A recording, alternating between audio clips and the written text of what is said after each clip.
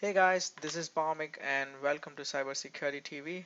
Today we're gonna talk about the top 5 IT security certifications that you should get in 2019. So just to let everyone know, I'm an information security professional. I've been working in this field for almost a decade now. So I'm just gonna want to share my experience and help you guys if you want to get into the IT security, or if you are already there, then what are the various options you have in the certifications for 2019. So let's get started. So our first candidate for the top 5 is the Certified Ethical Hacker. Now, this particular certification is provided by EC Council, and the eligibility criteria for this one is you need to have at least 2 years of InfoSec work experience to appear for the exam and get certified, I would say.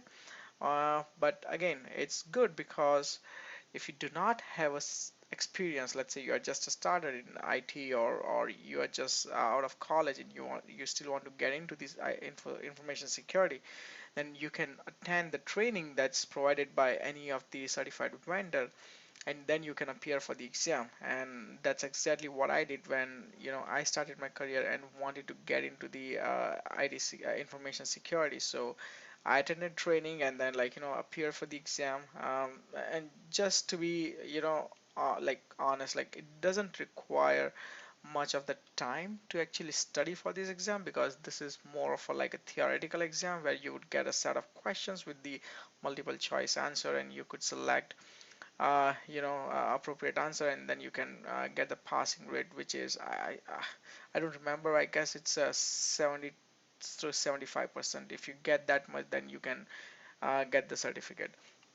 Now, as I said, it's good for the starters, and if you already have some experience and want to, learn more about the different domains of the information security, if you just like what we talked about in that previous video, there are so many different domains in the security, like network applications. So, CEH actually is a good, way to get exposure, at least the theoretical knowledge of different domains. As I said, it doesn't require much prep time. You can study for if you are getting a training a month, I would say it's a good enough. If you are an experienced person, then you may not require much preparation. Probably you can just read that book one time, and then you can practice some questions at the end of the book, and then you can appear for the exam. Uh, you can do self-study if you are, really experienced person, and even though if you have some IT basic IT knowledge, you can go through their book, because their book is really well descriptive. It talks about various network, various application, what are threads and things like that. And also you can always, if you do not understand any of the term, you can always search on Google, and you can find it on Wikipedia, and help yourself, because there is nothing so difficult in the certified ethical hacker from my understanding. I have put the link of this book which I referred in the description below. So if you want to check it out, or if you're interested, please check that out. Last thing I would like to mention, the average salary for certified ethical hacker is 90K. Now this is again differs from where you live and where you work, but this is the average salary, and I would say this is a good if you are if you're just starting the career in information security, because then you can probably move yourself around in different domain in the security. Let's move on to the next one. And second certificate of the 2019 that I would recommend is Certified Information Systems Auditor. Now this one is actually provided by ISACA. The difference between this one and the CEH is this one is more auditing focused, and CEH was more sort of technical. So in CISA, what they're trying to prepare is let's say if you are going to audit an organization, what are the different things that you would have to take care of, and it's sort of IT audit, or I would say information systems audit. So what you would do for how would you audit software development, how would you audit network, how would you audit their applications, how would you audit their legal compliance, and all different things. So this is more theoretical exam, because of course you would be auditing, and in the exam they have scenarios, and based on given scenarios you'll be given four options which would look very similar, so you have to read it very carefully before choosing an answer. But again, what I would recommend to do is if you do not have any experience, then you can read their book. They have also provided training by ISACA. You can take that training and still pass the exam. uh, at, and I would say my experience, when I gave this exam, I did not have any experience, or I did not have any experience, I would say, in auditing. So I passed the exam and I applied for the certification later. So yeah, because CISA requires 5 years of auditing experience if you want to get certification, or unless you have a master degree or something, then you can um, get the waivers for 2 years, or if you already have any certifications from ISACA, any other certification, then you can get the 2 years waiver. But if you do not, then don't worry, this is still good for the starters, because you can give the exam and then you can pass the exam based on going through their book, and you apply for the exam whenever you get the enough experience, and that's when you will be called certified. Before that you will still get the number, once you pass the exam you'll still get your certificate number, but the official certificate will only be issued once you submit all your credentials. um, I mainly studied Isaac Manual, which I think it's not greatly written, but I would still follow Isaac Manual over any other book. The reason being is, when I did a lot of research, and I found out, out of all the questions they ask in the exam, 70 or 80% of the questions are from the books. If you have read the book at least twice, and they also have a question answer, practice question and answer. So if you go through that couple times, you have higher chances of passing the exam than failing. There are still other books which you can still refer for reference if you are not getting the concept clear from the Isaac manual. But my suggestion is Isaac manual, you have to read it, it's a must read. Then you can go through any other book, and you can still refer yourself. One other thing, unlike CEH, this one has a CPE maintenance. So every 3 years, you have to submit, a number of credits. I guess at this moment, while recording this video, is at the end of the 3 years, you need 180 credits. So you can earn this credit various way. You can be a part of the local chapter, and they have various events, and then you can earn the credits from there. They are even ISACA has various webinars. So if you attend those webinars, you can get the credits. You can also get the credits by appearing for any SANS exam or any other certification. So, or if you're going through any conference or training, again you can, a 3 year is a long time. You can easily earn 180 credits. That's not a problem at all. I never had problem with the earning credits. Once you actually get into the auditing, you can, to be honest, you can earn 118 within a year, so that shouldn't be a problem. Now, since this is more like an auditing and mix of starters and experienced person, the average salary for this one in United States is about $99,000. And as you can see, top employers, it shows Ernst& Young, KPMG, PricewaterhouseCoopers, and Deloitte Touch LLP. So these are sort of called big fours in auditing.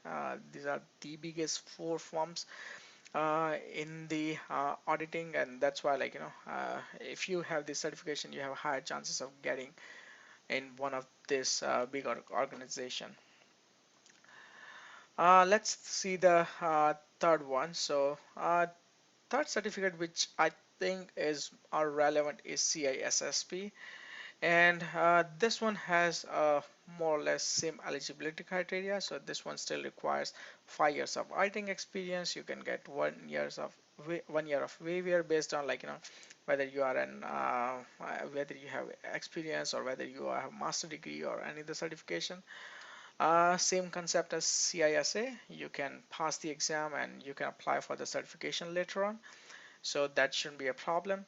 The reason I like this certification because this is a good one for experienced individual, but this one is mixed. So like this is not only I would say auditing related. So like it wouldn't just talk about what CISA told you, and it wouldn't just talk about what you learned in CEH. So it's kind of mixture. So like you should have some base technical knowledge on like what is the security, what is the application and network and all sort of terms, and then you should also have basic knowledge of auditing. So it's a mixture of them.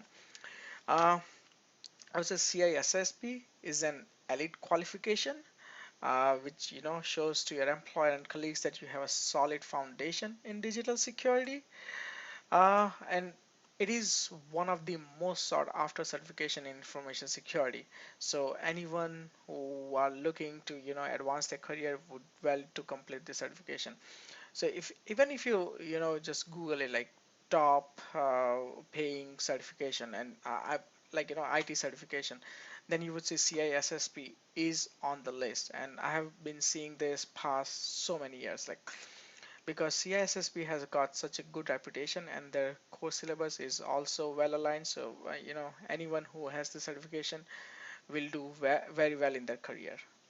Again, I would I would like to recommend CISSP CBK 4th edition if you are want to go with this certification, and even if you just want to read through the domains, that's a good book. And just like CISA, it requires CPE maintenance every 3 years. Of course, since this is for experienced people, I would say average salary you can get here is $108,000, which is better than CIS and CEH. But again, it requires a lot of experience and quite of much of preparation to pass the exam. Again, ISC Square does offer like self-study course or in-person and online training as well.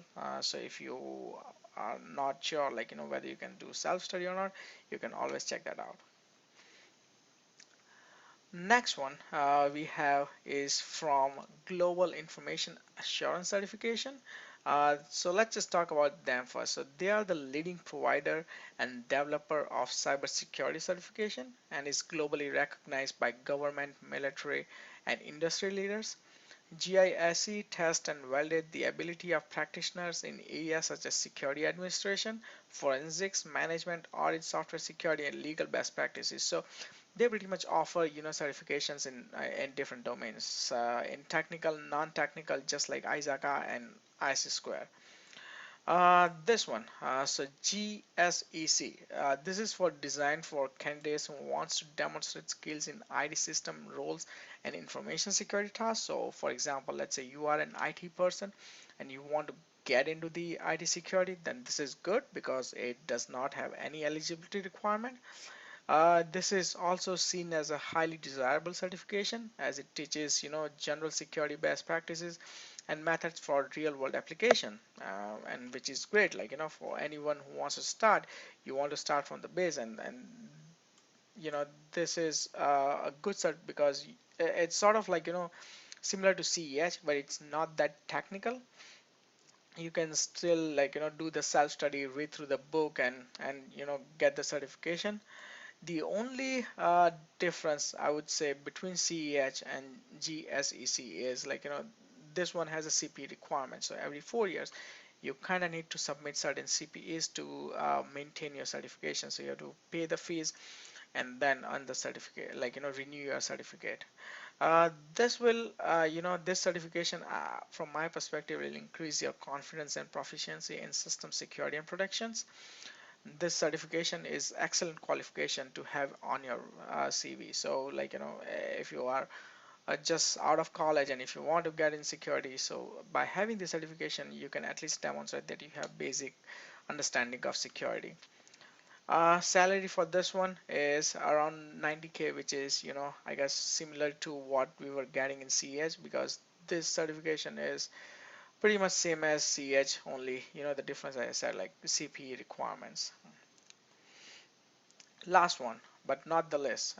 This one is my favorite for 2019, and the reason is it's a cloud security, certificate, and we have been seeing a lot of companies are moving towards cloud. They having their private cloud or utilizing public cloud like AWS, Azure, or Google Cloud. So this becomes very essential. And one of the other reason for security professionals to take the CCSP is to prove they are knowledgeable about the cloud security and all security related cloud consideration.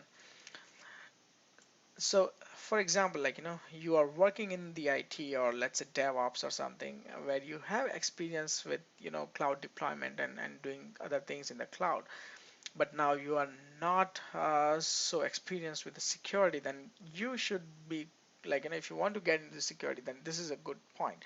This is a good way to do it because you understand the cloud. It's just that this will give you more understanding on how to do the secure configuration of the cloud. So if you are deploying your apps, what are the things you should be doing? Like if you are designing the cloud network, like how you should design the cloud network. So that's a good one. And then the eligibility for this one is the 5 years of IT experience. So you don't necessarily to have the InfoSec experience. As long as you have IT experience, you can get the certification. Now gaining the CISSP is vital for showing employers that you are well versed in the required security consideration that are part and parcel of cloud computing. So again, if you want to get into the cloud security in the existing job or you want to get a new job with the cloud security, this is really good, and this certification really helps candidates demonstrate proficiency in cloud, data security, cloud architecture and design, as well as day-to-day operations, application security consideration, and much more. So if you kind of go through their course curriculum, you would find it has a lot of different module, and it talks about from the architecture, application, data security, and configuration, and pretty much everything. So as I said, you need some sort of experience. So this is not for starters. As long as you have some sort of IT experience, you can go for this. And I would say if you have a cloud experience, then it's even better. For this one, I would recommend CCSP from IC Square. Their official study guide, because this has good coverage of cloud security. So even if you are not actually want to go for a certification, but if you still want to learn about cloud security, and past couple years we have seen very booming industry in the cloud, and I'm sure down the road, like after a couple years, there'll be even more requirement for cloud. So you will be really lucky to find yourself with a really good job if you have any of this certification. Now, as far as CPE maintenance go, it's about 3 years what we have in CISA. So you have to submit your credits, but again, you can earn the credits through webinars, conference, certifications, etc. As I said before, average salary for this one is $100,000. Not bad, because this is booming industry, and I'm sure after a couple years, this average salary would increase because I have been seeing a lot of demand. Uh, because I'm in the infosec industry from a decade, and every day in and out, I've been getting a lot of questions from the cloud for the cloud security from my clients. So, and we have a lot of scarcity professionals who can configure or audit the cloud. So this is a kind of a must-have from my perspective. So again, just to recap, we talked about the 5 top IT or InfoSec security certification. We talked about the CH and CISA, which is for starters, and then we also talked about the GSEC, which is again for the starter, and it's theoretical exam where you would be given a question with the multiple choice and you would select the best answer. Then we talked about the CISA and CISSP, which is more leaning towards the auditing, or auditing information system auditing certification. So if you are interested in that, you could pursue that one. And the last one, we talked about the cloud security. That's all I wanted to talk about this one. In the next video, I am planning to start with the application security and how to do penetration testing. Please let me know if you have any other suggestion or feedback, or you have any questions. I'll be, try my best to answer those. Book recommendation for all five certifications I'll be putting into the description, so check it out if you want to get the cert or just want to read through the book or see their syllabus. You feel free to check it out and let me know with any questions. All right, thank you.